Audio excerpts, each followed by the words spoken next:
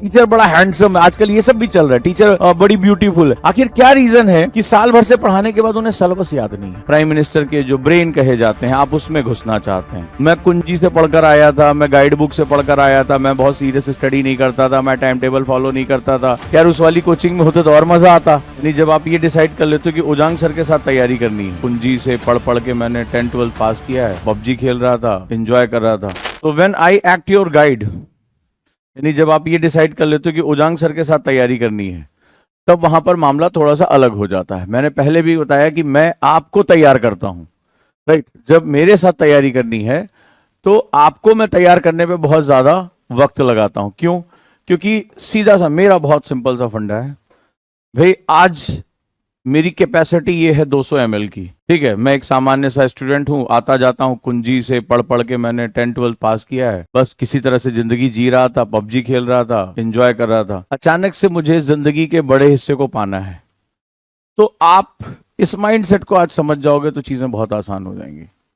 वो माइंडसेट क्या है? सिंपल सा फंडा है, मेरी कैपेसिटी केवल इतनी है और अचानक से तुम्हें एक बहुत बड़ा पानी अपने अंदर ग्रहण करना है।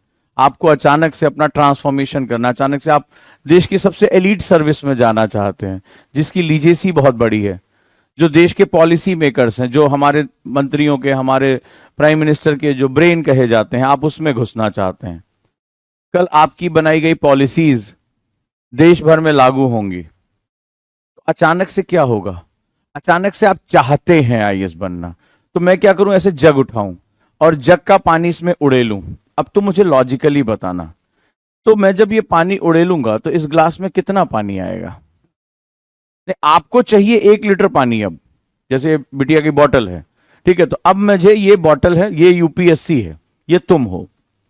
लॉजिक समझना कि मैं करता क्या हूं और क्यों मैं तुम्हारी पर्सनालिटी पे बहुत ध्यान देता हूं और मेरे साथ पढ़ाई करना तुम्हारे लिए क्यों जरूरी हो जाता है। सिंपल सा, ये तुम हो, सालों से ऐसे ही आए हो, वही टाइम टेबल बनाना, कभी ना फॉलो करना, ठीक है। किताब ये तुमने एक्सेप्ट किया ना क्लास में, मैंने नहीं कहा। और कुंजी पढ़ना, किताबें ना पढ़ना, नोट्स कहीं से शॉर्ट निकाल लेना। अब तुम्हें चाहिए ये, अब तुम्हें एक ऐसा सागर चाहिए जिसमें ज्ञान का सागर भरा है। कहते हैं कि आईएएस ऑफिसर कम से कम 5 से 6 लैंग्वेजेस का मालिक होता है। जबरदस्त। 29 डिपार्टमेंट्स उसके अंडर में मिनिमम होते हैं, फिर स्टेट उसके अंदर में आ जाता है, फिर देश उसके अंडर में आता है। कहां नहीं जाता है वो? अब देखो, अब मैंने ये पानी इसमें डालना शुरू किया। कितना पानी इसमें आएगा? 200 ml है, 100 ml है, जो भी है। बाकी पानी कहां जाएगा? गिर जाएगा, वेस्ट हो जाएगा। ये वेस्ट हुआ क्या है? Time, talent and content. तो मुझे करना क्या होगा? इस पानी की चाहत को बनाए रखना पड़ेगा या मुझे इसकी कैपेसिटी को बढ़ाना पड़ेगा? अगर मुझे ये सारा पानी ग्रहण करना है, मैं कुंजी से पढ़कर आया था, मैं गाइड बुक से पढ़कर आया था, मैं बहुत सीरियस स्टडी नहीं करता था, मैं टाइम टेबल फॉलो नहीं करता था, मैं योग ध्यान कुछ नहीं करता था, देश की समस्याओं के बारे में कभी मुझे सोचना सिखाया ही नहीं गया। मैं तो एक जनरल स्टूडेंट था ना, जिसका एक ही पर्पस था, किसी तरह से पास हो जाना।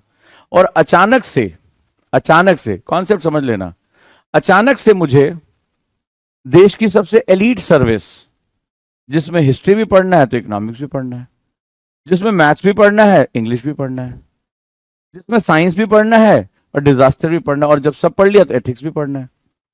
यानी विषय का कोई वही नहीं है, दायरा ही नहीं है, हर विषय इसमें शामिल है। और अचानक से मुझे ये चाहिए, तो मुझे करना क्या पड़ेगा? मुझे इस बोतल के पीछे भागना है। सबसे पहले मुझे अपनी कैपेसिटी पे काम करना है, और इस पर काम हम नहीं करते हैं, सॉरी टू से। हम सिलेबस के पीछे भागते हैं। अच्छा, यूपीएससी का सिलेबस कितना? इतना है। सवाल यह है कि ये सिलेबस, ये बुक्स, ये नॉलेज, ये जो टेम्परामेंट है, तुम थाम पाओगे? ये तुम हो, और इसमें से पहले से ही पानी भरा है, नहीं पहले से बहुत ढेर सारी गंदगी भरी है। शॉर्टकट है ना, पैराशूट स्टूडेंट हो, अचानक से आईएएस बनने का बुलबुला, तमाम 50 चीजें, 50% डाउट भरा हुआ है, होगा कि नहीं होगा, गलत तो नहीं फैसला ले लिया, गलत तो नहीं फंस गए। वहां की रील्स में तो बहुत अच्छा अच्छा दिखाते हैं, दिमाग 50% तो पहले से ऑक्यूपाइड है।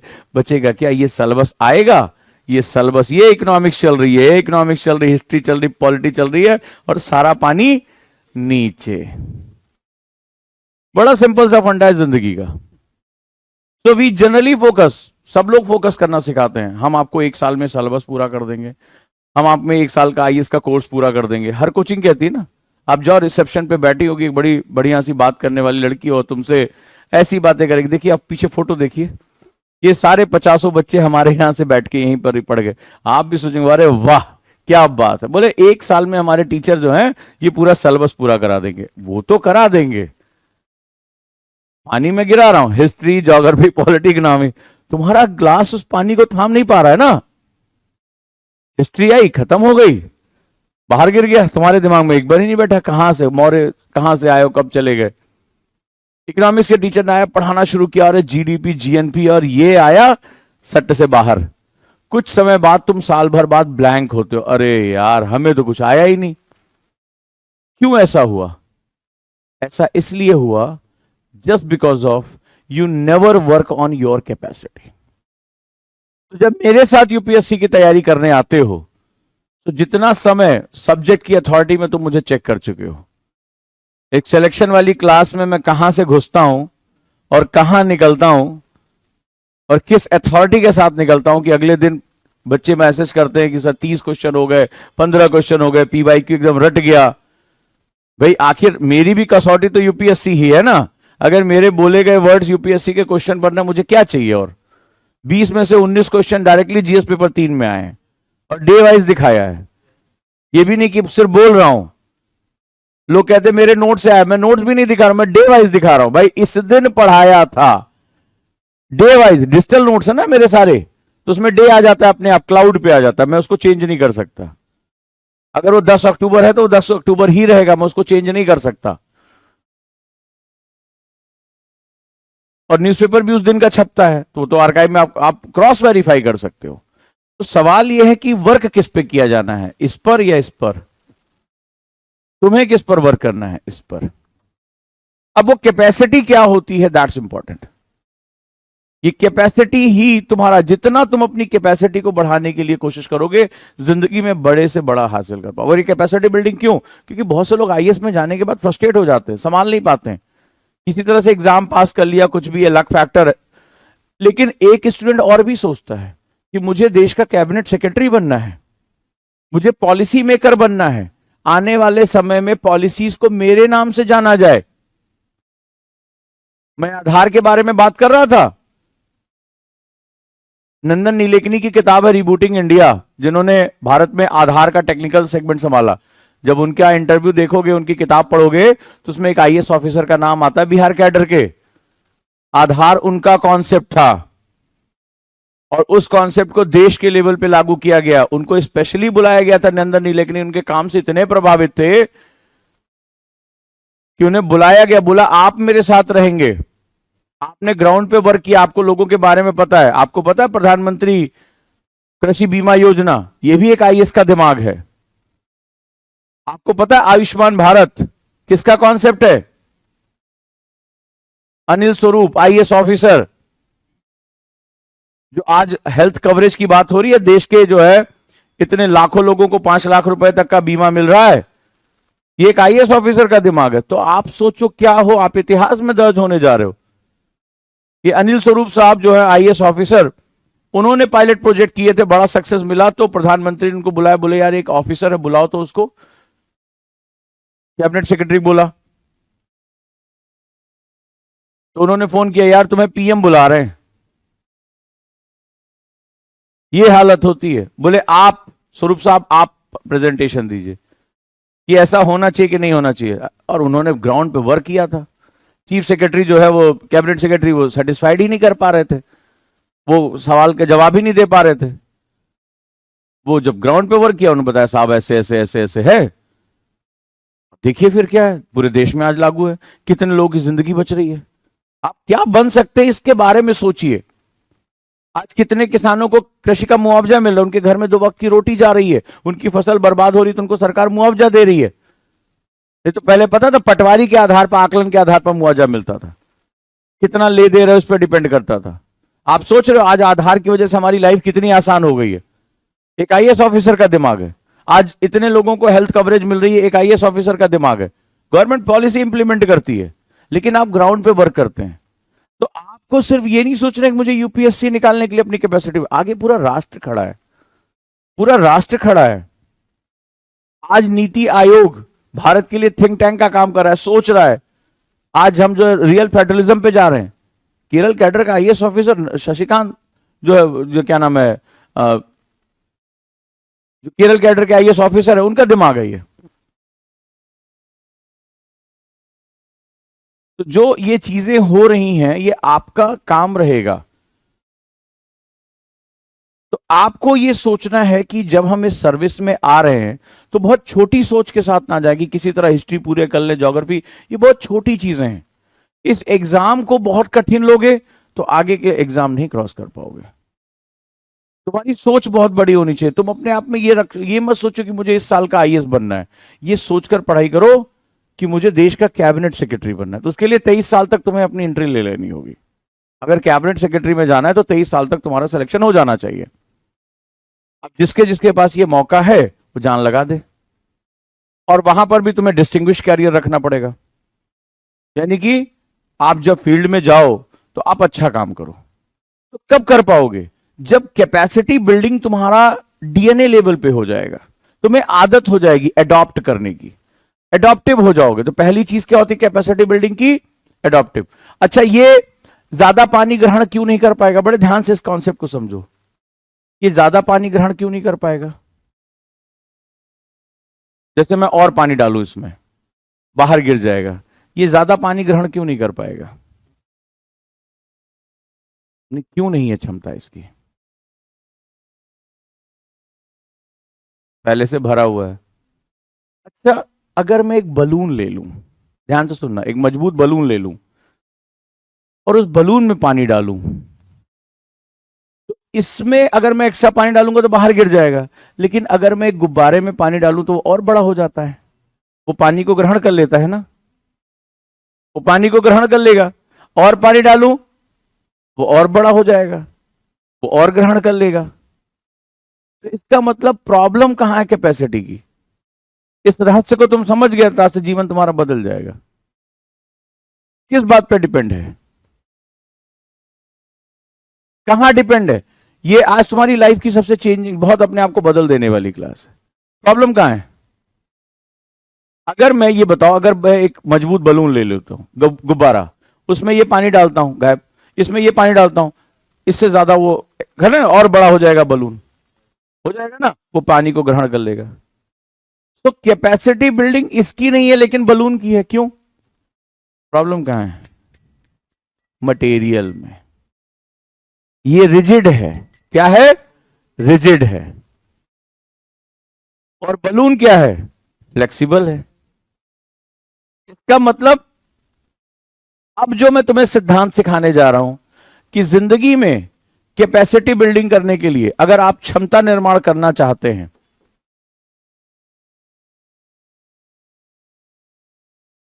एक बात याद रखिएगा, आपको क्या करना पड़ेगा? फ्लेक्सिबल रहना पड़ेगा, नम्य रहना पड़ेगा।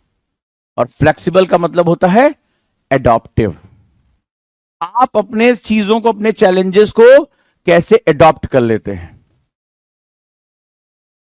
और बस यही माइंड सेट है। फ्लेक्सिबिलिटी तुम्हारे दिमाग में कहां है? Mind set. एक्चुअली क्या होता है, हम अपने दिमाग को इसी की तरह कठोर कर लेते हैं, कर लेते हैं ना। हमसे नहीं हो पाएगा। आपने ये माइंडसेट है, ये आपका माइंडसेट है, ये आपका घेरा है माइंडसेट का, ये आपका माइंडसेट है। किसी भी चीज के लिए, जॉब पे जा रहे हैं, तैयारी कर रहे हैं, किसी नए एनवायरमेंट में आए हैं, तो हम बिल्कुल इसी तरह से, हमें ये सिखाया गया हम ऐसे ही हैं, हम भाई साहब ऐसे ही हैं, हम नहीं बदलेंगे अपने आप को, खत्म हो जाओगे, निपट जाओगे। बलून क्या कहता है? छोटा सा होता है, पानी डालते जाते हो वो क्या होता है? बड़ा होता जाता है, बड़ा होता जाता है, बड़ा होता जाता है। और अपनी महत्तम क्षमता तक वो पिद्दी सा दिखेगा, इससे छोटा दिखेगा बलून। इतना बड़ा बलून हो तो पता चला इसके जैसे 2 लीटर पानी वो खा जाएगा। छोटा सा बलून होगा, अब अभी यहां पे होता तो मैं आपको दिखाता, आप पानी डालते जाओ बड़ा होता चला जाएगा। क्यों?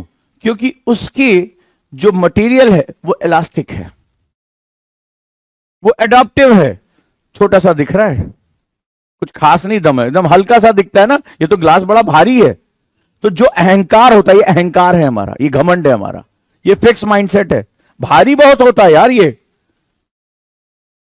अच्छा, बलून अभी हाथ से छूट के गिर जाए टूटेगा नहीं, फ्लेक्सिबल है। अभी ग्लास छूट जाए तो टूट जाएगा।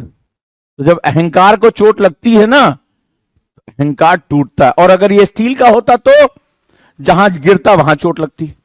तो जब अहंकार किसी के ऊपर गिरता तो उसको चोट पहुंचाता है। दोस्तों के साथ बदतमीजी करते हैं, माता पिता के साथ बदतमीजी करते हैं, टीचर के साथ बदतमीजी करते हैं। अरे पढ़ाया नहीं तुमने, हम आईएएस बने। वो दशानन के 10 सिर घूमते रहते हैं उसके साथ। तो या तो तुम टूट जाओगे अहंकार में, और या तो जिस पर गिरोगे उसको नुकसान पहुंचा दोगे। तो बलून के साथ ऐसा नहीं होता। वो क्या करता है? ग्रहण करता है, कैपेसिटी बिल्डिंग करता है। तो be flexible with your mindset. Mindset का मतलब क्या है? एडॉप्टिव क्या है? नए एनवायरमेंट को एडॉप्ट कर लेना। जैसे अपने अतीत के बारे में लिखो। आज अपनी जो तुम्हें हैबिट डायरी दी, अपने पास्ट के बारे में लिखो। सभी लोग अपना पास्ट तो जानते होंगे, मुझसे भले चाहे बात कर लो ऐसा ऐसा, लेकिन अपना जानते हो। शुरू करो 8th 9th से शुरू करो। वो कौन कौन सी कंडीशन थी जिसने तुम्हें पढ़ने नहीं दिया, या तुमने उस कंडीशन में अपने आप को पढ़ने नहीं दिया? आप लिखो उसको, क्या थी, कौन सी हैबिट्स थी। जैसे मैं जब 10th में गया तो बहुत ब्राइट स्टूडेंट था, तो मेरे टीचर कहते थे ये मेरिट में आना है। मुझे पता नहीं कहां से क्रिकेट खेलने की लत लग गई, और मैं चोरी छुपे भागता था। मतलब घर के पीछे वाला जो है दरवाजा खोल के और वहां से फांदते हुए निकल जा। इतना क्रिकेट खेलता था, क्या बताएं, पागल हो गया था क्रिकेट के चक्कर में। 5-6 महीने नशा ही एकदम भयानक। सुबह 5 बजे ग्राउंड में पहुंच जाता था, रात में 9 बजे भी खटर खटर बॉलिंग की प्रैक्टिस करता रहता है। ऐसा लगता है कि बस संसार में यही है और कुछ नहीं है। तो हर किसी का एक कारण मौजूद होता है। तो वो कारण क्या रहा है, ये जानने की कोशिश करो सभी लोग। जितनी डेप्थ में ये बात आज समझ जाओगे, मैं हिस्ट्री, ज्योग्राफी, पॉलिटी, इकोनॉमिक्स डालता रहूंगा और तुम उसको ग्रहण करते रहोगे। और अगर तुम ये हो, इस क्लास में बहुत से लोग बैठते हैं, किसको नहीं बताया कि सिलेबस सबसे जरूरी है?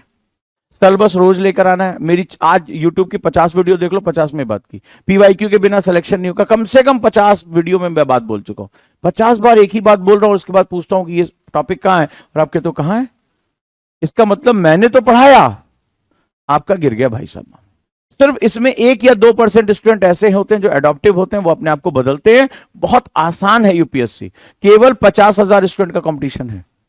50,000 स्टूडेंट ही ऐसे हैं इस पूरी भीड़ में जो सीरियस नहीं, जो एडॉप्टिव है। सीरियस तो मुंह बना के बहुत से लोग घूम रहे हैं। चलो तुम्हें दिखाता हूं तैयारी के नाम पे, दरवाजे पे लिखा होता है डू नॉट डिस्टर्ब मी। मैं हमेशा ऐसे मुंह बना के घूमते रहेंगे, दाढ़ी बढ़ा लेंगे, नहाएंगे नहीं, ऐसा लगेगा मैं 14 आवर्स से क्या करेंगे, 4 कलर का हाइलाइटर लेके हर बात के नीचे अंडरलाइन करते रहेंगे। पूरी किताब ही उनके लिए इंपॉर्टेंट हो जाती है। उनको ये नहीं पता इसमें इंपॉर्टेंट क्या और नॉन। हर किताब को ये लाइन वाली पीली, ये वाली जो है गुलाबी, ये वाली जो है नीली। मतलब पब्लिशर भी ना जान पाए कि हमने ओरिजिनल छापी किस कलर में थी। और है वीडियो मेरे पास है। तो इसको थोड़े, अब तुम 14 घंटा कुर्सी पे बैठे हो, अंडरलाइन किए जा रहे हो, उससे तुम्हें कोई फायदा है? अब यही पर तो, क्योंकि वो फिक्स माइंडसेट है, स्कूल में ऐसे पढ़ के आए। तो फ्लेक्सिबल माइंडसेट क्या कहेगा? Let's start. पहले देखिए क्वेश्चन आता कैसा है, क्वेश्चन का नेचर क्या है, शोध करते हैं हम पहले। हम उसके हिसाब से खुद को बदलेंगे। स्टूडेंट नहीं बदलता है, उसको लगता है कि हम बैठ गए कुर्सी पे, अब अंडरलाइन करते रहेंगे और हम आईएएस बन जाएंगे। मैंने देखा लोग योजना पढ़ते हैं, हर लाइन के नीचे लाइन मार देते हैं। अरे भाई, हर चीज इंपॉर्टेंट है तो छपे रहने दो उसको मैगजीन में। उन्होंने खुद को बदला, उसके बाद कहते हैं मैं 14-14 घंटे पढ़ता हूं, मेरा सिलेक्शन नहीं होता। नहीं होगा भाई, क्योंकि आप इस शब्द को नहीं समझ पाए कि ये फ्लेक्सिबल माइंडसेट होता क्या है। तो आज छोटा सा तुम्हें काम करना है कि आपको अपने अतीत के बारे में लिखना है। वो कौन कौन सी हैबिट्स थी, वो कौन कौन से सिचुएशंस थे, वो कौन सी तुम्हारा टेम्पटेशन यानी लालच था जिसने तुम्हें टेंथ में टॉपर नहीं बनने दिया? किसी का ऐसा था कि टेंथ में टॉपर नहीं बनने का सपना था? सबका था ना कि बोर्ड में अच्छे मार्क्स आने चाहिए, घर में मिठाई बटेगी। क्योंकि जिंदगी में जो सबसे बड़ा एग्जाम भारत में माना जाता है वो टेंथ है। आईएएस वाईएएस तो बात की बात है। हमें जिंदगी का जो सबसे कठिन एग्जाम लगता है, जिसमें पूरा घर बहुत सीरियस होता है, वो जब आप टेंथ में आ जाते हैं, है या नहीं है? पूरे घर का माहौल ही चेंज हो जाता है। टीवी कम चलती है, घर में लोग पीटे जाते हैं, पूरा हल्ला हो जाता है। बोर्ड है इस साल, बोर्ड है, बोर्ड है, बोर्ड है, बोर्ड है। रिश्तेदार भी पूछते हैं बोर्ड है इस साल? हाँ इस साल बोर्ड है। होता है कि नहीं? आपको भी इतनी बार सुनाई पड़ता है, आपको लगता है कि भाई कुछ बहुत कठिन होने जा रहा है। किसको किसको ये फील हुआ टेंथ के बोर्ड में? उस समय लगता था कि संसार में इससे बड़ी कोई और चीज नहीं है। तो आपको भी तो मौका था, लेकिन आप क्यों मुंह के बल गिरे? मैं तो हर घर में कोई नहीं सुना आईएएस की तैयारी कर रहा है या आईआईटी, बात की बात है। लेकिन जब बोर्ड जिस घर में होता है, ऐसे होता है, अच्छा आप लोग शादी में आ रहे हैं, अच्छा वो छुटकी का बोर्ड है, अच्छा छोड़िए उसको, कोई बात नहीं है, देख लीजिएगा। सबसे पहले बोर्ड वाले की बात होती है। आपसे भी पूछा जाता होगा, अरे बोर्ड है क्या? अच्छा इसको डिस्टर्ब नहीं करना है। बोर्ड है, बोर्ड है, बोर्ड है, ऐसे बोलते बोलते हम दिमाग में घुसा देते हैं। अब हमें यह सोचना है कि आखिर हमें यह मौका मिला तो हम कर क्यों नहीं पाए? क्योंकि मैं आगे चलकर साल 2 साल आपको सब्जेक्ट पढ़ाऊंगा, लेकिन दिक्कत वही है, सिलेक्शन वाली क्लास अकेले ही तुम्हारा सिलेक्शन करा देगी। ये जा रहा है लेकिन तुम्हारे दिमाग में नहीं गिर रहा है। तुम बाद में कहते हो सर कहां से कहां चले गए। वो वही रीजन है। इसीलिए इतनी सुबह उठ के मैं आ रहा हूं और आपको बुला रहा हूं, क्योंकि मुझे कुछ लोगों को तैयार करना था। आने को तो बहुत लोग आ सकते थे, लेकिन नहीं आए। देखो ये भी एक माइंडसेट है कि भाई गुरु ज्ञान तो दे रहा है, चल के भाई यहां पे जगह है, बैठ सकते थे। मैंने किसी को रोका? नहीं रोका। नहीं आए। क्यों नहीं आए? वो मुझसे कह रहे हैं कि फ्लो स्टेट मेंटेन कर रहे हैं, और मैं गारंटी के साथ कह रहा हूं इस समय लोग सो रहे हैं। मैं गारंटी के साथ कह रहा हूं, सिर्फ 4 लोगों के मैसेज आते हैं मेरे पास। अगर तुम फ्लो स्टेट में हो तो तुम्हें उठ जाना चाहिए। 5 बजे उठने का टारगेट दिया है, 5 बजे उठने का टारगेट दिया है। तो जो गलती तुम 10th में कर चुके हो, 12th में कर चुके हो, अगर तुम आज भी वही गलती दोहरा तो you are not in the flexible mindset. तुम बहुत रिजिड हो। मुझसे बोला गया ना फ्लो स्टेट की प्रैक्टिस कर रहे हैं, 5 से 10 बजे का टारगेट दिया था। गारंटी के साथ कह रहा हूं आधे लोग सो रहे हैं, आधे लोग सो रहे हैं।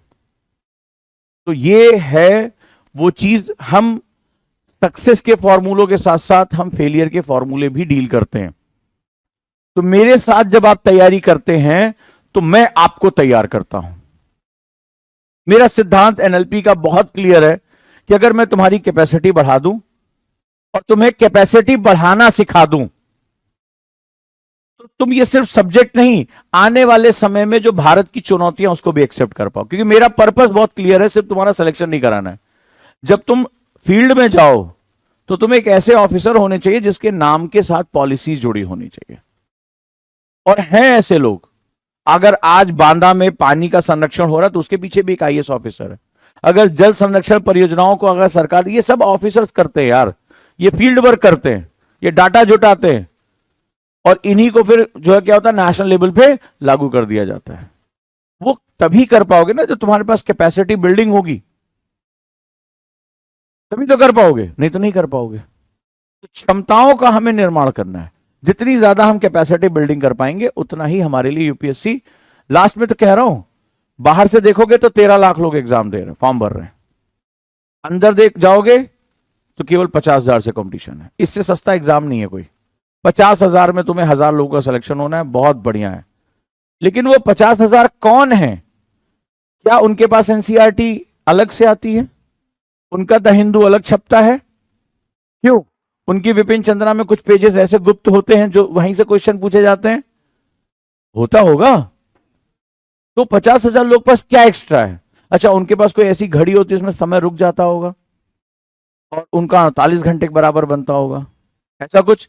कोई ऐसी कलम हैरी पॉटर वाली जो अदृश्य होकर आंसर लिखती हो? कोई ऐसी चीज नहीं। तो तुम्हारी तरह है क्या? सेम टाइम है उनके पास। अरे फिर ये 50,000 लोग क्या हैं? उन्होंने इस एग्जाम के हिसाब से खुद को ढाल लिया, खुद को ढाल लिया।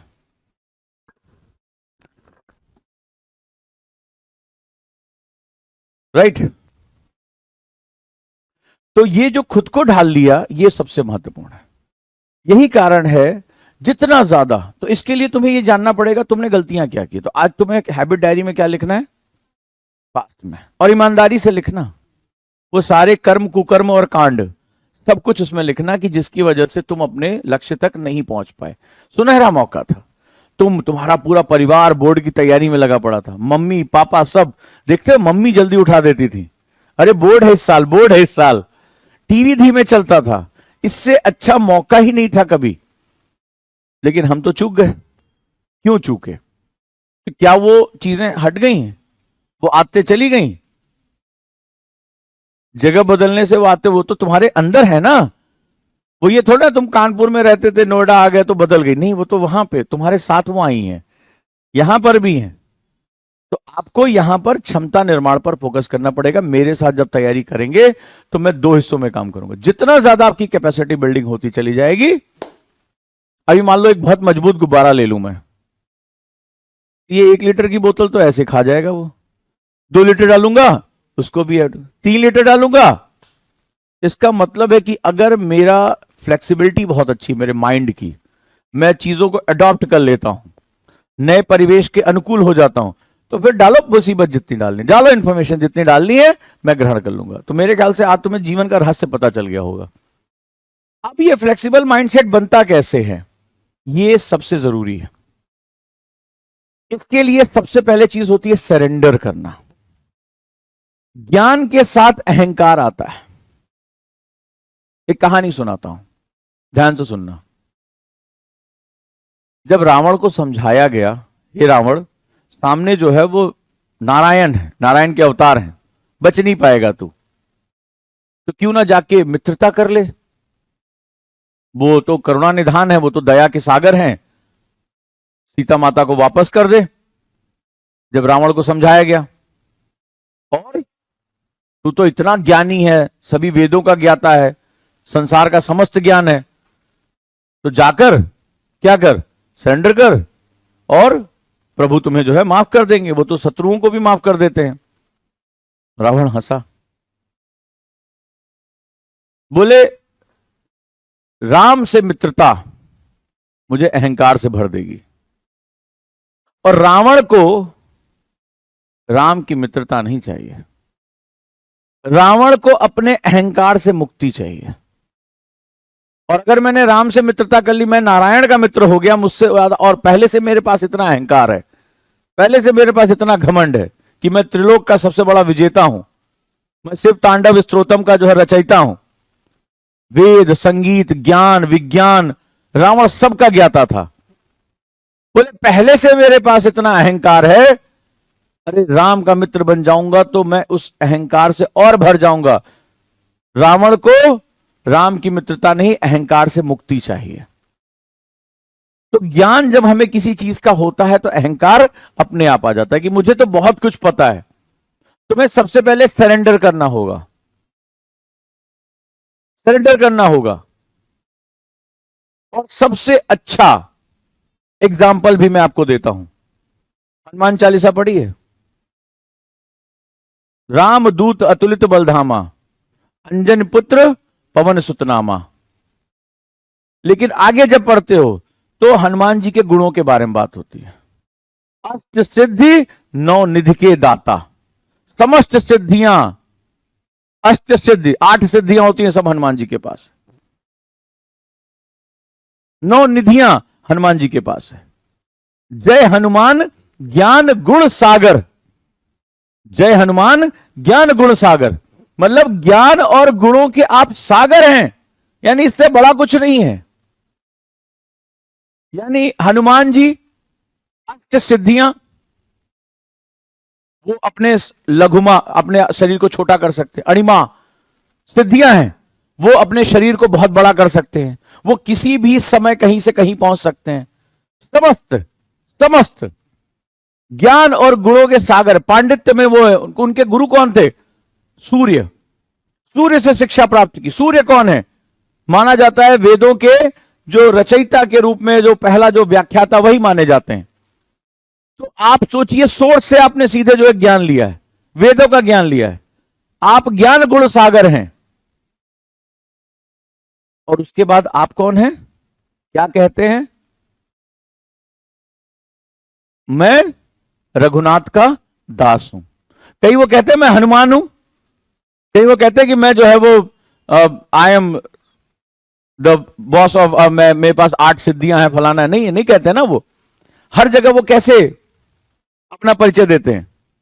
रामदूत में मातु जानकी। जब अशोक वाटिका पहुंचते तो क्या कहते हैं कि माता जानकी मैं तो राम का दूत हूं, यानी मैं भगवान श्री राम का दूत हूं। हर जगह वो यही कहते हैं। रावण के सामने जाके खड़े होते, रावण को मार दे तो रावण पता नहीं कहां जा गिरे,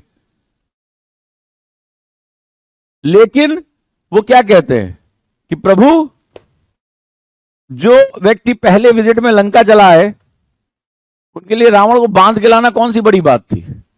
लेकिन बोले नहीं, मेरे प्रभु, मैं तो दूत बन के, दास बन के आया हूं, मैं मार दूंगा तो फिर मेरे प्रभु की महिमा कहां जाएगी? मैं तो उनका ब्रांड एम्बेसडर हूं। मैं तो सिर्फ तुम्हारी लंका जला के, तुम्हें दूषित करके जा रहा हूं, तुम्हारी अशोक वाटिका उजाड़ के जा रहा हूं, तुम्हारे पुत्र को मार के जा रहा हूं। एक आध थप्पड़ मार दू, पहली विजिट में वो उठा लाते पूरा जो है लंका। और उसके बाद भी कह मैं, मेरे प्रभु आएंगे और वो तुम पर विजय प्राप्त करेंगे, जो फाइनल जीत होगी वो उनके नाम पे होगी। मारने को वहीं मार के चले आते, बांध लाते पूछ से, कुछ नहीं, हिल नहीं पाता रावण, हिम्मत नहीं थी रावण को। हनुमान जी को ब्रह्मा जी का वरदान है कि ब्रह्मपाश भी तुम्हें बांध नहीं सकता, ब्रह्मपाश भी बांध नहीं सकता, ब्रह्मास्त्र भी बांध नहीं सकता उनको। और क्या था? तो आज आप जाइए देखिए, कहते हैं ना कि राम जी की स्तुति बिना हनुमान जी की स्तुति के होती ही नहीं है। रीजन क्या है? उन्होंने अपने आप को सरेंडर किया, सब कुछ होते हुए भी उन्होंने सरेंडर कर दिया। अब मैं ये बात क्यों कह रहा हूं? क्योंकि धीरे धीरे तुम्हें दो तरह की चीजें होंगी, अभिमान आएगा। ये पाना आसान काम नहीं है, फ्लेक्सिबल माइंडसेट, सरेंडर करना पड़ेगा गुरु के सम्मुख, परिस्थितियों के सम्मुख और इस एग्जाम के सम्मुख। मुझे सीखना है। तुम जब ये बोलते हो कि मुझे कोर्स का पूरा करके देंगे, इस कोचिंग में कोर्स पूरा, जब ये चुटकियां बजाते हो ना, तो हमें समझ में आ जाता है कि ऐसे ही भस्म होगा इसका सपना, यूं खत्म, थैनोस है ना, ये खत्म, करियर खत्म इसका। आपको सरेंडर करना पड़ेगा, आपको यह समझना पड़ेगा कि मुझे सब कुछ सीखना है। मैं कहां से आया हूं उस पास्ट को आज लिखकर जला देना, गलतियां लिख लेना और एक गलतियां लिख के उसको जला भी देना, ताकि एक नई शुरुआत कर सको फ्लेक्सिबल। मुझे सीखना है, क्या होना चाहिए? मुझे सीखना है। और जब आप सीखने की प्रक्रिया में होते तो आपको ज्ञान का घमंड नहीं होता है, मुझे जानना है। और जब जानना है तो जानने का तरीका क्या होता है? What is the meaning of जानना? How many of you know about the learning? कितने लोग हैं? How to know anything? Expose करना खुद को। जानने के लिए सामना करना पड़ता है,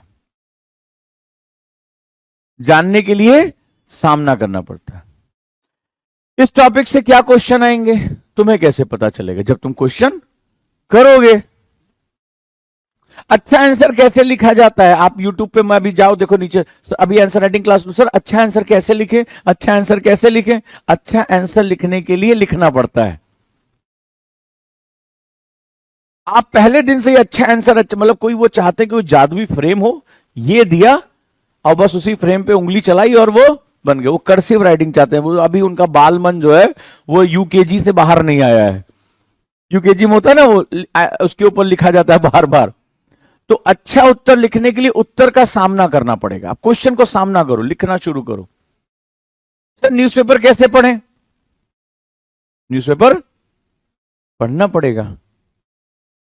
सर याद नहीं होता, उसके लिए नोट्स को खोलना पड़ेगा। सर बुक कैसे पढ़े? पढ़ना पड़ेगा। तो लर्निंग की पहली चीज होती है उसका सामना करना, फेस देम, एक्सपीरियंस देम। और जब ये जाओ किसी भी चीज में तो ये बोलो कि हां मुझे ये चीज करनी है। अब आप सामना क्यों नहीं कर पाते? आप सामना क्यों नहीं कर पाते? जैसे मैं कहूं वो बाहर वाले कमरे में भूत आता है, सामना क्यों नहीं कर पाते? हम किसी चीज का फेस क्यों नहीं कर पाते? और मैं बोल दूं पीछे तो पर्दे लगे हैं, इसके पीछे मत हटाना, ठीक है, भूत है, चुड़ैल है। और 2-4 दिन वैसे वो छम छम पायल की आवाज वाज भी बजवा दी कुछ। एक दिन कुछ ऐसे सट्टे से चूहा हुआ भागा, लेकिन पर्दा हिला और आपकी हालत खराब। अब वो बैठ गया आपके मन में डर। अब आप क्या करेंगे? जैसे ही सारे बच्चे निकलेंगे आप भी फट से निकलेंगे। आपको नहीं होगा चलो जो पर्दा हटा के देखे क्या है कुछ नहीं, लेकिन माहौल बना हुआ है डर। तो हम इसलिए सामना नहीं कर पाते क्योंकि हमारे मन में बैठ जाता है डर। डर किस चीज का? अरे अभी लिख दें, हम अपना ही आंसर देख के पागल हो जाएं, फिर हमारे क्वेश्चन निगेटिव मार्किंग हो जाए तो आंसर राइटिंग में हम कुछ सोच नहीं पा रहे हैं, हम कुछ ने अपने आप से कितनी गलत गलत बातें कहते हैं, इतनी गलत बातें कहते हैं जिसकी कोई हद नहीं। क्यों कह रहे हैं? डर।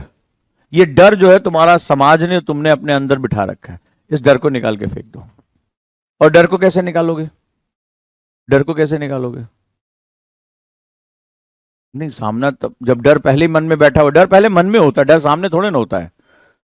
एक बार तुमने हटा दिया और डर खत्म।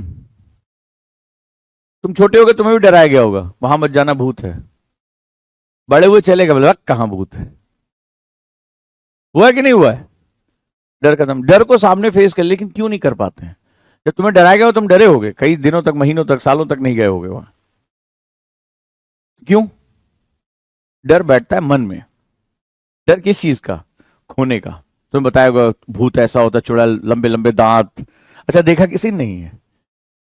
लंबे नाखून, उल्टे पैर, ये सब तो हमें बताया गया है। हम टीवी कार्टून सब में ये सब देखते हैं, तो हमारे दिमाग में बैठ गया। डर किस बात का? प्राण जाने का। यानी जब हमारा कुछ स्टेक पे लगा होता है तो हमें डर लगता है। तो आप क्या करो, स्टेक हटा दो। तुम्हारा स्टेक क्या है? फेल हो गए तो, नहीं सीखा तो, यूपीएससी नहीं निकला तो, ये तो आप करते रहते हो। इसको निकाल के फेंक दो। Learn it. हम लर्न करेंगे, हम सीखेंगे।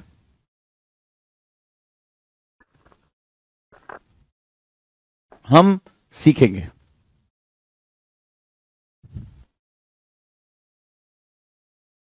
तो जब ये डर निकाल दोगे, अरे हम कह रहे हैं एक लाइन लिखेंगे आंसर राइटिंग, 0 से तो एक अच्छा होता है ना। कोई बात नहीं है, हम लिखेंगे। हम आज ऑब्जेक्टिव क्वेश्चन करेंगे, ना करने से ऑब्जेक्टिव। निगेटिव मार्किंग आने दो, पता तो चल गया कहां निगेटिव मार्किंग आ रही है, कौन से कर्म थे और कौन से कांड थे। ये वाले क्वेश्चन का हम नहीं, इसको दोबारा पढ़ेंगे। हम एक ही क्वेश्चन ढंग से कर लेंगे, समझ जाएंगे, हमारा निगेटिव मार्किंग कम हो जाएगा। सो face it and be flexible. Sir ये बहुत कठिन पढ़ा रहे हैं आप सर, सिलेक्शन वाली क्लास समझ में नहीं आ रही है सर, न्यूज़पेपर समझ में नहीं आ रहा है। आप क्या कर रहे हो? इसको और मजबूत कर रहे हो। ए बेटा तू इतना मजबूत हो जा कि कभी गलती से भी इसमें 1 मिलीलीटर पानी और एक्स्ट्रा ना आ पाए। तो ये तुम तैयारी कर रहे हो। अब हम क्या होते हैं, हम आते हैं जोश के साथ। चलिए आज हम शुरू करते हैं इकोनॉमिक्स। तुरंत एसपी सर आए, आज हम हिस्ट्री पे डिस्कशन करेंगे, आज हम न्यूज़पेपर डिस्कशन करेंगे। हम किए जा रहे हैं, हमारे मुंह से ज्ञान की धारा बहे जा रही है। और क्या हो रहा है? यहां बाबू के दिमाग से ओवरफ्लो हुए जा रहा है। बाबू बैठे, उनका दिमाग पहले से ही 50% पहले कूड़ा लेके बैठा हुआ है। अब फिर हम कहते हैं यार रिजल्ट नहीं आ रहा है। फिर यही बाबू हमारा मुंह खोल के पूछते हैं आपकी कोचिंग से कितने सिलेक्शन हुए? एलियन पढ़ाता तो होते भी, तुम्ही को पढ़ा के सिलेक्शन कराना ना। तुम्हारे पीछे हम 1-2 साल पागल हुए पड़े थे और तुम्हारे दिमाग में तो पहले से कूड़ा भरा है। तो ये हमें, मेरे साथ सब्जेक्ट में तो किसी को डाउट रह नहीं गया कि मैं कहां से कहां तक पढ़ाता हूं, ठीक है, सालों से सुनते चले आओ। कोई भी एक सब्जेक्ट, कोई भी एक टॉपिक उठा के दे दो, बोले सर इसको बेसिक से बेसिक, मतलब जगह ना अणु स्तर पर पढ़ा दीजिए, कोई दिक्कत नहीं है। इसको ले जाके जोड़ दीजिए हायर लेवल पे, कोई दिक्कत नहीं, वो मेरा डायमेंशन है, ठीक है। लेकिन सवाल यह है कि एग्जाम ना मुझे देना है ना मुझे लिखना है। आप ये क्यों भूल जाते हैं कि एग्जाम देना किसको है? वो टीचर बड़ा अच्छा है, वो कोचिंग बड़ी अच्छी है, उस कोचिंग के बड़े फॉलोअर हैं, सोशल मीडिया पे बहुत फॉलोअर हैं, इससे तुम्हें क्या फर्क पड़ने वाला है? टीचर बड़ा हैंडसम है, आजकल ये सब भी चल रहा है, टीचर बड़ी ब्यूटीफुल है। ए भाई साहब, ये कैसे एग्जाम में इससे मार्क्स तुम्हें कैसे मिलेंगे? तुम कहां किस दुनिया में जी रहे हो भाई? यहां केवल तुम्हारी क्षमताओं का टेस्ट होगा। किसकी? तुम्हारी। तो जहां टीचर से कम्युनिकेशन अच्छा हो रहा है, जहां पर टीचर तुम्हारे ऊपर काम कर रहा है, ये पर्सनल मेंटरशिप का कॉन्सेप्ट है। जहां टीचर तुम्हारे ऊपर काम कर रहा है, वहां पे तुम्हें काम करना चाहिए। हाँ, मेरे ऊपर काम हो रहा है, मुझे चीजें बताई जा रही हैं, तो दैट्स द थिंग जहां पर तुम्हें ये चीजें सोचने की जरूरत है। क्लियर है? नहीं तो ऐसे ही हम साल भर पढ़ाते रहेंगे, 2 साल पढ़ाते रहेंगे, तुम्हारे दिमाग से चीजें। आज का जो सेगमेंट है वो हमें समझने की जरूरत है। आखिर क्या रीजन है कि साल भर से पढ़ाने के बाद उन्हें सिलेबस याद नहीं है? जबकि मैंने कितनी बार बोला कि हर सैटरडे बैठ के सिलेबस रिवीजन किया करो, हर दिन न्यूज़पेपर से इसको न्यूज़पेपर उठाओ और सिलेबस के साथ जोड़ना शुरू करो। ये शायद तुम लोगों ने भी 50 बार मेरे मुंह से सुना होगा, बताने के बाद नहीं हो पा रहा जिसको और मैंने कहा 2 स्टेप जिसका गया वो गया। सिलेबस और पीवाईक्यू पे तुम्हारी कमांड नहीं है, कुछ नहीं कर सकते। फिर तो यूपीएससी टूरिज्म का मजा लीजिए। ठीक है, तो हमारे यहाँ तो वैसे भी कम स्टूडेंट है, डांट वाट बहुत पड़ती है। च्यवनप्राश नाम का एक हथियार भी हमारे साथ चलता रहता है मेमोरी बढ़ाने के लिए। तो हम तो वो लग्जरी वाले हैं नहीं। तो लग्जरी वाले तो अलग कोचिंग है, जहां आपको एंजॉयमेंट कराया जाएगा, टूरिज्म के साथ जाएंगे, आप आएंगे जाएंगे, फीस जमा करेंगे, सुंदर बस्ता किताबें आपके कमरे में छोड़वा दी जाएंगी। इसके बाद आप कहाँ हैं, हम कहाँ हैं, हमें कोई मतलब नहीं। तो अब हमें यहां पे ध्यान देना है। सो हमारा कोर कॉन्सेप्ट ये होना चाहिए, क्षमता निर्माण। आज से हम शुरू करते हैं अपनी एक नई लाइफ। पास्ट की मेमोरी को बर्न करो, खत्म करो उसको, और पूरा फोकस करो मेरा माइंडसेट फ्लेक्सिबल होना चाहिए। और ये बार बार तुम्हारे दिमाग में, क्योंकि सालों तुमने प्रैक्टिस करके इसको मजबूत किया है, तो बार बार आएगा। जैसे मैं तुम्हें कोई नई चीज पढ़ाऊंगा, अरे यार, एक दिमाग में आता है, अरे यार, अरे यार, इकॉनमी शुरू नहीं की, अरे यार ये नहीं किया। तो जैसे वो आएगा, इसका मतलब है अपने आप को एक अलार्म बजा देना कि मामला खराब है, मामला खराब हो गया है, कि मेरा दिमाग मुझसे रिजिडिटी मांग रहा है। मुझे क्या करना है? सरेंडर कर दो। हनुमान जी का अध्ययन करो, कहीं पर वो नहीं लिखते अपना इंट्रोडक्शन, कहीं नहीं देते हैं। जब पहली बार भगवान श्री राम से मुलाकात होती तो वो कहते हैं कि मैं तो महाराज सुग्रीव का मंत्री हूं। वो ये नहीं कहते हैं कि आम पवन पुत्र, मैं सूर्यदेव का शिष्य हूं, मैं सभी निधियों का दात, नहीं। वो पहली बार भगवान श्री राम को अपना परिचय क्या देते हैं? मैं सुग्रीव का मंत्री हूं।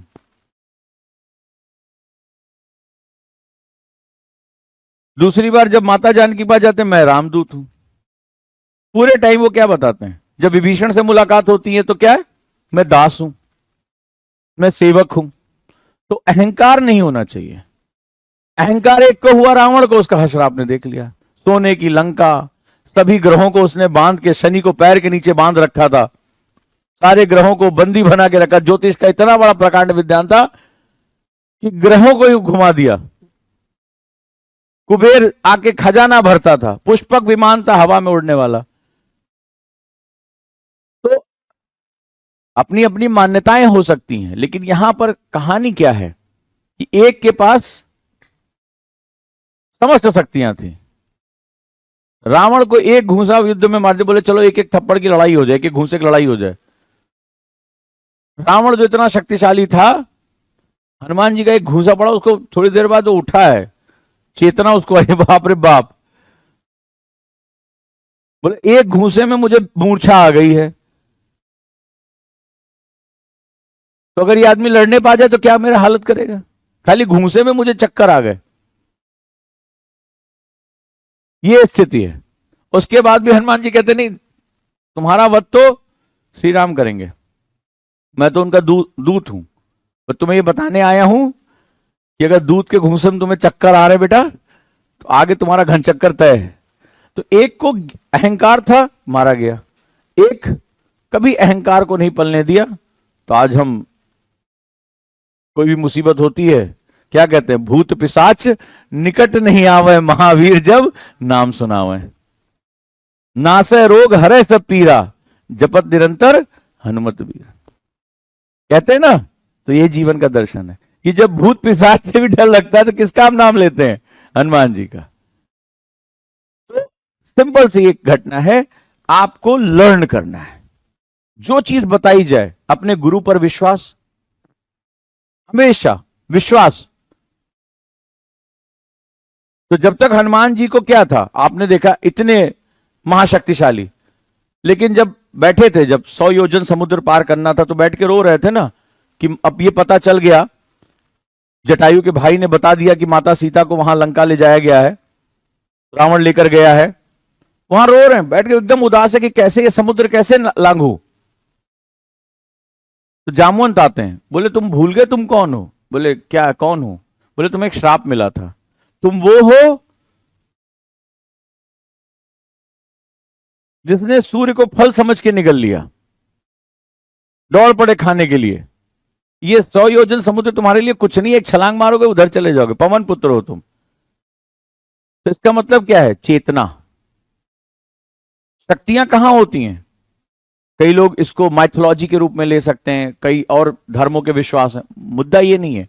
मुद्दा क्या है? मुद्दा है चेतना, कि हमारी चेतना कहां तक जा रही है। अगर मेरी चेतना इस स्तर तक जा रही है कि शक्तियां मेरे अंदर है, मैं देख नहीं पा रहा हूं, तो मैं किनारे बैठा हूं कि कैसे जाऊं। किसी को कह रहे अरे पत्थर डाले, क्या करें, पुल बनाए, कैसे क्या करें। सबकी बुरी हालत है, दिन खत्म हो रहे थे। महाराज सुग्रीव ने कहा कि जो भी माता सीता का पता लेके नहीं लौटेगा उसको प्राण देने होंगे। तो वहां विलाप शुरू हो गया कि अब तो हमारे मरने की बारी आ गई है, अब तो हम जीवित नहीं बचेंगे। तो जामवंत आते हैं कि तुम क्यों विलाप कर रहे हो? लेकिन इसका मतलब क्या है कि जब तक हमें अपनी शक्तियों का अंदाजा ना हो, हम भी एक साधारण व्यक्ति हैं। तो बिलीव करो। अब जब उन्होंने बिलीव कैसे हुआ? तो जब वो उड़े तो उन्होंने क्या कहा? जय श्री राम।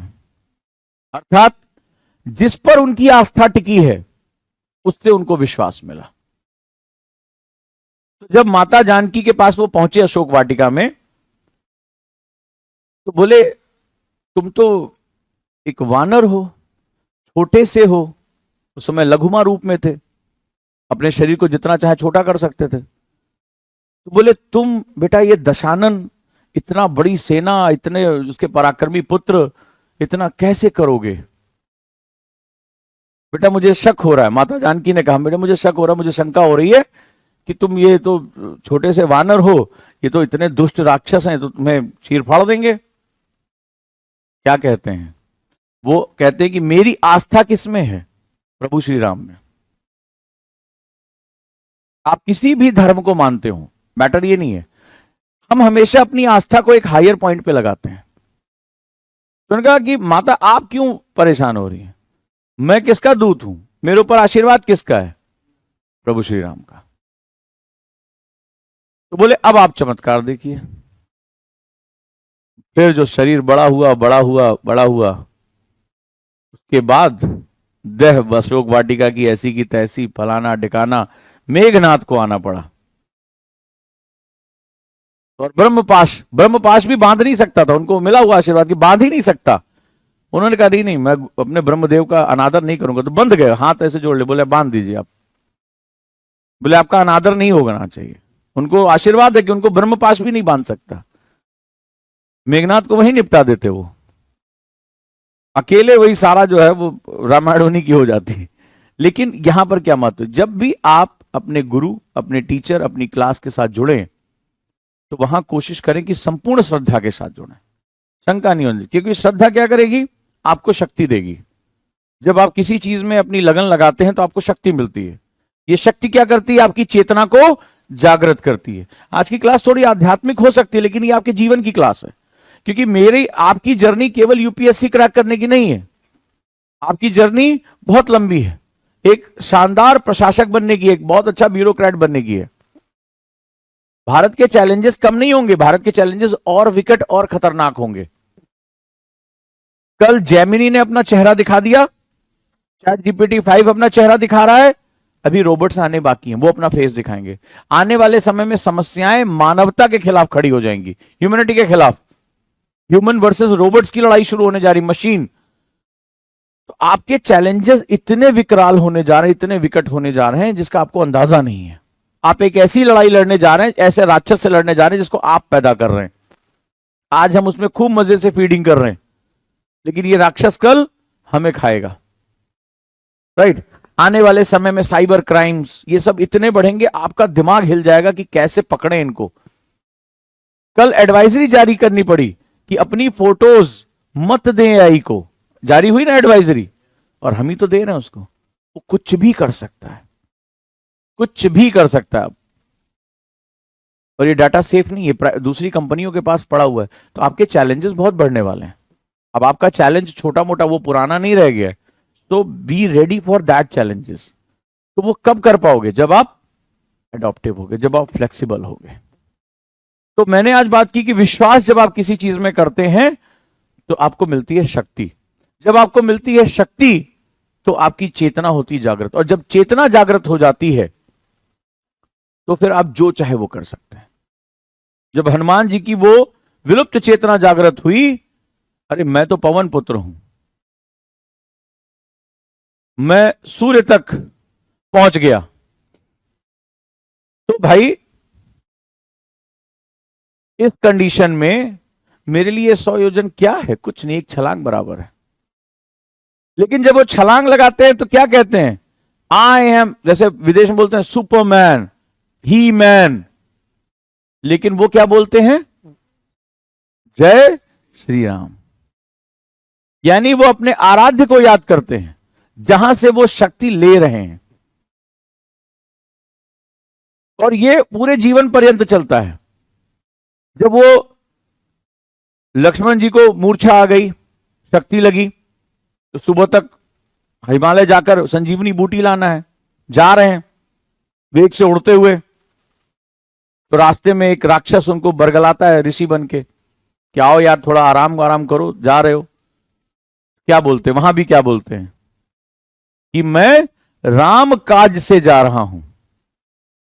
ये नहीं कहते कि I am going for taking the medicine और ये सब मैं लेने जा रहा हूं, नहीं, मैं राम काज से जा रहा हूं। विश्राम मुहि कहां विश्राम, यानी मुझे विश्राम करने की अनुमति नहीं है। जा कौन रहा है? हनुमान जी जा रहे हैं। शक्ति किसकी? हनुमान जी की। लेकिन वो अपने नाम पर कोई बिल ही नहीं फाड़ रहे। वो कह रहे हैं कि मुझे विश्राम करने की इजाजत नहीं, मैं तो उनका सेवक हूं, मैं राम काज से जा रहा हूं। निकल पड़ते हैं वहां से। आगे भरत जी देखते हैं कोई उड़ता हुआ आ रहा है आकाश में, इतना तेज चमचमाता हुआ, तीर लगाते हैं, वो नीचे बुलाते हैं, बोले आप कौन? कैसे अयोध्या के आकाश मार्ग को आपने कैसे क्रॉस किया? वहां भी क्या परिचय दे रहे हैं कि मैं तो राम काज से निकला हूं। जैसे ही राम का नाम सुना चरणों में, फिर राम का नाम लिया। तो ये महत्वपूर्ण क्या है? वो कहीं पर भी अपना परिचय नहीं दे रहे हैं कि I am Hanuman, I am Pawan Putra and XYZ, नहीं, हर जगह वो क्या कह रहे हैं कि मैं राम का सेवक। क्या फर्क हुआ? अभिमान उनको पता था कि अहंकार अगर आ गया तो आगे मैं कुछ कर नहीं पाऊंगा। तो हमेशा वो अपनी शक्ति का स्रोत किसे मानते हैं? राम जी को। ये एक इंपॉर्टेंट सेगमेंट होता है, इसको समझने की कोशिश करना। तो अहंकार का भाव उनके अंदर नहीं आता। रावण अपनी शक्ति का स्रोत किसे मानता है? स्वयं को। तो अहंकार के भाव से भर जाता है, सारे पुत्र मारे जाते हैं, भाई मारे जाते हैं, और आखिरी में सोने की लंका ऐसी तैसी। तो आगे से याद रखिएगा, अपने गुरु, अपने संस्था, इन सब पे बहुत विकट विश्वास रखना है आपको, भयानक तरीके से एकदम जुड़े रहना है, विश्वास प्राप्त करना। और हमेशा ये इतना आसान नहीं जितना बोर्ड पे लिखा हुआ है, बार बार ये डर आपके सामने आकर बैठेगा। इसीलिए हनुमान जी का नाम लिया, ये डर बैठेगा। हम आंसर क्यों लिखें? अभी क्यों लिखा रहे हैं सर? मुझे लिखने के लिए बोल दिया, मुझे नोट्स बनाने के लिए बोल दिया, मुझे क्वेश्चन करने के लिए बोल दिया। बट इस आज जो मैंने ग्लास का एग्जांपल दिया उसको जीवन पर्यंत याद रखना, क्योंकि इतने वर्षों में मैंने देखा है कि हम कितनी भी मेहनत से पढ़ा लें, आखिरी में वो सब कुछ बाहर छलक के गिर जाता है। बहुत तकलीफ होती है जब हम पढ़ाने के पश्चात छोटा सा एक क्वेश्चन पूछते हैं और स्टूडेंट उसका जवाब नहीं दे पाता, बहुत तकलीफ होती है। जब आप खड़े होते हैं 1 घंटा ना पानी पिए बिना, आप जब बोलते हैं, यहां दर्द होता है बहुत तेज। जब क्लास से निकलते हैं तो यहां बहुत पेन होता है, पीठ में बहुत दर्द होता है, बहुत खिंची हुई शरीर होती है, क्योंकि हम तो बहुत हाई एनर्जी में पढ़ाते हैं। आप हमसे पूछिए, जब सोफे बैठते तो इतना तेज पेन होता है, और इतना पेन बियर करने के बाद, वो हमारी ड्यूटी है, उसको करने के बाद हम ये उम्मीद करते हैं कि जिसके लिए हमने इतनी मेहनत की है उसको कुछ भी याद नहीं है। इसीलिए मैंने कहा कि इस बार मैं 1 महीने तक आपके दिमाग को पूरी तरीके से प्रिपेयर करूंगा। आगे जर्नी बहुत आसान है। अब 20 में से 19 क्वेश्चन जब सीधे सीधे आ गए, अब क्या और मैं प्रमाण दूं? ऐसे आ रहे हैं, क्वेश्चंस आ रहे हैं, बीपीएससी में बताइए। और मैं अब प्रमाण देने का मन ही नहीं करता। स्टूडेंट खुद मुझे फोटो खींच खींच के भेज रहा है। क्लब प्रोग्राम में 10,000 क्वेश्चन से बाहर कुछ नहीं जाना है, बोल दिया वो क्वेश्चन आ रहा है। लेकिन सवाल ये है कि मन अब व्यथित है कि जिसको पढ़ा रहे हैं वो प्रिपेयर क्यों नहीं है, वो क्यों नहीं पकड़ पा रहा है। तो मैं इस अपने साथ यही काम करने जा रहा हूं कि जो जो मेरे साथ जुड़ना है वो जुड़ेगा और उसको मैं तैयार करूंगा। और आपको भी समर्पण भाव से तैयार करना पड़ेगा, क्योंकि मैं देखता हूं अभी जो जनरेशन कोविड के बाद आई है वो बहुत विश्वास की बहुत कमी है उसके अंदर। वो खुद पे भी अविश्वास करता है और सामने वाले पे भी। गुरु शिष्य परंपरा टूट चुकी है और भारत की धरती में गुरु शिष्य परंपरा बहुत गहरी है। तो जिस पर विश्वास करो, मैंने आज बताया, विश्वास करोगे शक्ति जागृत होगी, चेतना जागृत होगी, तुम अपनी शक्तियों को रियलाइज कर पाओगे। हनुमान जी बेस्ट एग्जांपल है कि पावर लाई विद इन। शक्ति कहां होती है? हमारे अंदर होती है। कल मैं इसी के बारे में बात कर रहा था कि हमें मोटिवेशन नहीं, इंस्पिरेशन ढूंढना है। आज हमें जब संकट आता है तो हम कहां जाते हैं? संकट कटे मिटे सब पीरा, जो सुमिरे हनुमत बलबीरा। क्या कहते हैं? संकट कटे मिटे सब पीरा, कि मेरे संकट कटे, मेरे दुख कटे, जो सुमिरे, यानी कि जो महावीर हनुमान का नाम लेते हैं। तो वो क्या है? वो इंस्पिरेशन है। वो अपनी आस्था को टिकाकर बैठते हैं भगवान श्री राम के साथ, कार्य सारे वो करते हैं। और हम उनको, जब हमारे ऊपर कष्ट आता है, हम उनको याद करते हैं। सो जब तुम इंस्पायर होते हो तो तुम भी तो यूपीएससी में एक लीडर बनने जा रहे हो। यूपीएससी में एक लीडर ही तो बनने जा रहे हो। कई गांव देहात के बच्चे, कई जो है लोग तुम्हें हीरो के रूप में देखेंगे, भाई दीदी या भैया आईएएस बन गए हैं, हमें भी आईएएस बनना चाहिए। जब आप जाकर किसी जो है स्कूल को ठीक करोगे, वो बच्चा सपना पाल लेगा, कि आपकी इमेज को रख लेगा कि मुझे इनकी तरह बनना है। तो तुम्हारे अंदर वो चेतना होनी चाहिए ना, तब जाकर हम इसके साथ आगे बढ़ पाएंगे। तो मेरी यही कोशिश रहेगी कि मैं पहले आपको फ्रेम करूं, ये सिलेबस पढ़ने योग्य बना दूं आपको, कि मैं जब आगे यूपीएससी में कल से जैसे हम टू द पॉइंट आ जाएंगे और सब कुछ करेंगे, तो आपका दिमाग बिल्कुल रेडी होना चाहिए। और ये किसान भी करता है। किसान किसी भी जमीन पे बीज नहीं बोता। खेती की है कभी? क्या करता है पहले वो गुड़ाई करता है, जुताई करता है, खाद डालता है, थोड़ी देर छोड़ देता है, पानी डाल के छोड़ देता है, मिट्टी उर्वर होती है, तब वो बीज डालता है। ऐसा होता है क्या कि पुरानी जमीन पड़ी है उस पर बीज डाल दिया और अच्छी लहला के फसल हो जाएगी? ये तो बिना पढ़ा लिखा किसान को भी ये बात पता है कि जब तक जमीन उर्वर नहीं होगी तब तक उसमें बीज नहीं बोए जाएंगे। हम क्यों इतने बड़े पापी हैं? कोचिंग में आए पहला दिन, ना डिमांड एंड सप्लाई, उसी दिन उसका करियर खत्म हो जाता है। तो मेक श्योर कि जब मेरे साथ पढ़ोगे तो मैं 2 काम करूंगा। मेरा लक्ष्य सिर्फ तुम्हें आईएएस बनाना नहीं है, तुम्हें एक बेहतरीन ऑफिसर बनाना है, राइट? तो याद रखना। तो मेरे साथ अब ये जर्नी शुरू करो और हम यहां से आगे बढ़ते हैं, ठीक है? एग्जाम की टेंशन ना लो, जितने एग्जाम है हो रहे हैं। अभी यूपीपीसीएस होगा, पढ़ा रहे, जाके एग्जाम को चेक कर लेना कि क्लास से कितने क्वेश्चन है। उसकी टेंशन ही खत्म हो गई है, उसकी टेंशन खत्म हो गई। यूपीएससी की मैक्सिमम रेंज हमने घेर लिया। अब तुम्हें यूपीएससी चाहे प्री हो, मेंस हो, इंटरव्यू, बाहर जाना ही नहीं है। सवाल अब दूसरे एंड पे है। हमारी लड़ाई अब उसकी खत्म हो चुकी कि हमारे कंटेंट क्या है, हम क्या पढ़ा रहे हैं। आप जितने मन करे आप 10-20 लोग इकट्ठा बैठ जाओ और देखो यार, एक एक क्लास निकालो। देखो ये फर्जी बातें तो नहीं कर रहे हैं, ये पढ़ाया हुआ आया भी कि आया कि नहीं आया। पुराने स्टूडेंट्स के नोट्स मांगो, उसकी चिंता ही नहीं रह गई हमें। अभी जब इकोनॉमिक्स शुरू करूंगा ना, उससे पहले पीवाईक्यू शुरू कर रहा हूं। पीवाईक्यू खत्म होते होते तुम इकोनॉमिक्स में तुम फ्रेम कर लोगे, ये क्वेश्चन आएगा। अब मैं जब पढ़ाऊंगा पीवाईक्यू तब देखना पढ़ाते कैसे हैं, कैसे पीवाईक्यू से कहानियां डेवलप करते हैं। और पूरी इकोनॉमिक्स बहुत कठिन सब्जेक्ट माना जाता है, कहानियों के रूप में पढ़ाऊंगा। तुम्हें लगेगा कुछ कम्युनिकेशन ड्रामा चल रहा है, नाटक चल रहा है, वेब सीरीज चल रही है, तुम्हें पता ही नहीं चलेगा कि इस नाटक में, ड्रामा में कब मेरा सब्जेक्ट कवर हो गया। वो प्रॉब्लम ही नहीं है। प्रॉब्लम है कि ये जो यहां से जा रहा है वो बाहर गिर रहा है या अंदर जा रहा है, बस ये प्रॉब्लम। अगर वो तुमने थाम लिया तो सिलेक्शन है।